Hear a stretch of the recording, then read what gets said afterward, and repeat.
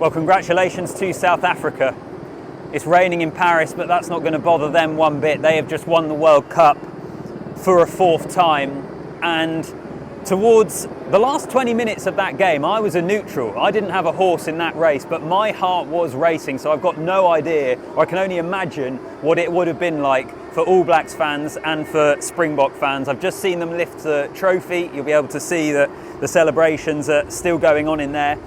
And a World Cup final that was funny in a lot of ways. The first half maybe not great, but the second half was just gripping. I think that's probably the best way to describe it. But as I say, congratulations to the Springboks. The comment section is where you can have your say on that quite amazing game. I'm going to put my hood up. On that quite amazing game, certainly an amazing second half. Make sure you like the video, make sure you're subscribed to the channel as well. But a fourth world title for South Africa, the first nation to be able to say that. And this, I think, the toughest World Cup victory in history. Certainly the toughest path to get to a final for a side. Coming through a pool with Ireland and Scotland. Beating the hosts in the quarter-final, a 1-point win against England, a 1-point win here, winning all of their knockout games by a single point. It is a run to a world title that might never be beaten and will certainly go down in history, I think, as the toughest run to a final we've ever seen a team have to deal with. We're getting water on the camera, but do you know what? It doesn't matter because we have to talk about this. And do you know what, actually, before I get onto the game itself, and oh my word, are there things to get into? Were there moments of controversy, huge decisions to be made, a nail-biter? I really hope South Africa are able to capitalise on this one in a way that they weren't their World Cup in 2019. I listened to an interview of Francois Lowe before this World Cup where he was looking back on that victory in 2019, and one of the big things he said was the sad thing about it was they weren't able to capitalise on the momentum that it gave them because of COVID. And of course we know how important it is for the people of South Africa, what this team represents, the fact that they're doing it for a whole nation. I really hope that they're able to make the most of it in that sort of way, in the way that they possibly maybe weren't able to in 2019. But let's get into it then. I mentioned that there were big calls. Now, I thought Wayne Barnes had a great game. And there were so many big calls to make in that. What did we have? We had a yellow card to Frizzell early on. We had a yellow card to Khaleesi and to Colby in the second half. And of course, we had the Sam Kane yellow card that was upgraded to a red card as well. On the Sam Kane decision then, let's get straight into it. In a way, I was watching it and I thought it was the best thing that happened to New Zealand in terms of them having to change their game plan. Because in that first 40 minutes, South Africa played the conditions much better. Tactically, they were far more on point, I thought, than New Zealand were. And New Zealand were playing with it a little bit too much. They had 60% possession in that first half, but I don't think they really made the most of it. Sam Kane gets that red card.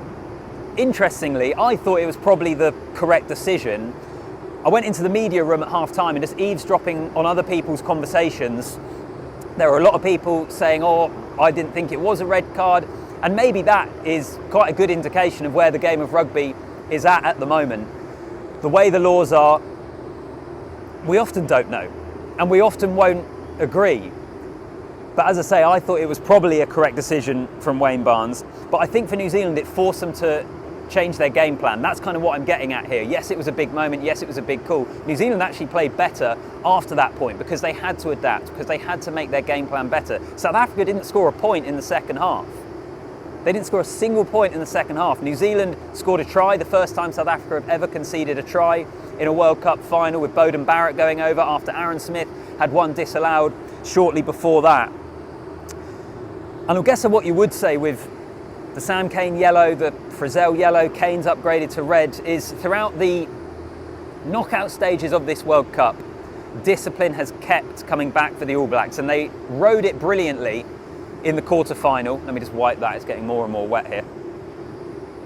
They managed to deal with it brilliantly in the quarter-final. Didn't matter in the semi-final, but eventually when you keep losing men, it is going to come back and punish you, I suppose. But they did deal with it really, really well as well. So many moments in the game. The big thing or one of the big things I think in terms of one of my takeaways was it was a great example of a game of margins. At the highest level, when the pressure comes on, there are so many fine margins. There are so many what-if moments. And I know that there's a lot going to be said about some of those big officiating decisions, but just look at some of the other moments in the game that weren't to do with that. The Geordie Barrett chip for Surveyor in the first half, that is a bounce of the ball away from being an All Black try. Khaleesi not giving the pass right at the start of the second half when it looked like South Africa could have been in. At that point, the game at 12-6 was it? I think at half-time at 12-6, a South African try there maybe puts the game to bed. Arendse, we had just being in touch, just knocking it on shortly after that when the ball was in the corner. We saw Richie Mo'unga knock it on when he looked like he'd been passed to the edge. And then, of course, you've got the misconversion from the All Blacks and the missed penalty late on from Geordie Barrett as well. And poor old Geordie Barrett, I'm sure he will be thinking about that one for a long, long time. It's one of those things, it happens.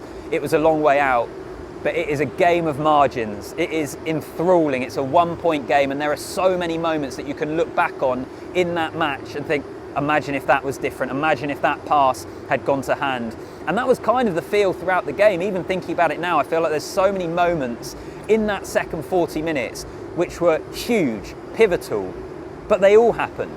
It's extraordinary in a way that the game ended up being only 12-11, and it feels like so much happened. It feels like there's so much to digest, so much to go through. So I'll probably do another video on the channel probably tomorrow when I've had a little bit more time to think about it, to let it settle and to really get into it. But it was incredible. Bongi and Mbonambi, injury inside the opening 2 minutes. I didn't know there was such thing as a tactical replacement, by the way. I don't know how many of you heard that, but on the referee's microphone it got picked up, Wayne Barnes saying it's a tactical replacement so he can come back on. I thought he could come back on if it was maybe an injury to someone else. Anyway, one of those little things in the game that we're all always learning. To me, it makes it seem like surely you could just have rolling subs then, pretty much, if that's the situation.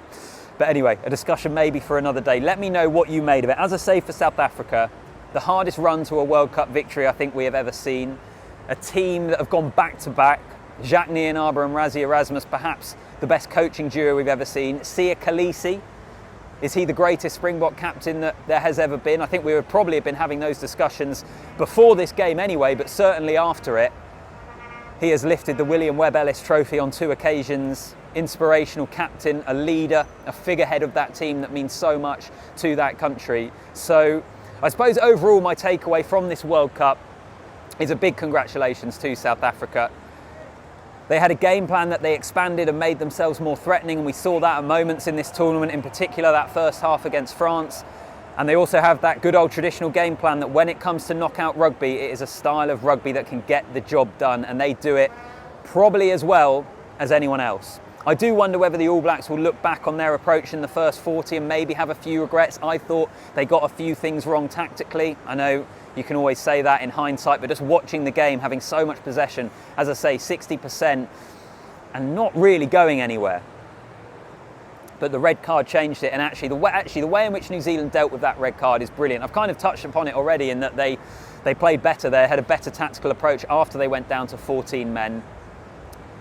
But even so, credit to them for making it so tough in that second half. I'll leave it there. So much to digest, so much for you to all have a say in the comment section. Drop your comment down below. Thank you for all your support throughout this World Cup. It has been brilliant. It's overwhelming in all honesty. I can never get through all the comments that get put on videos, but it's been brilliant being out in France, being at so many great games, hopefully making interesting content that you were all able to enjoy.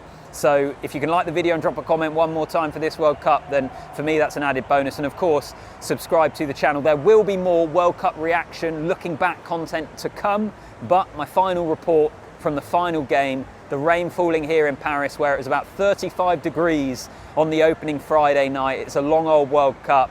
It's been a brilliant World Cup, and it's been a historic World Cup for South Africa. Drop a comment down below, like the video. I'll see you in the next one.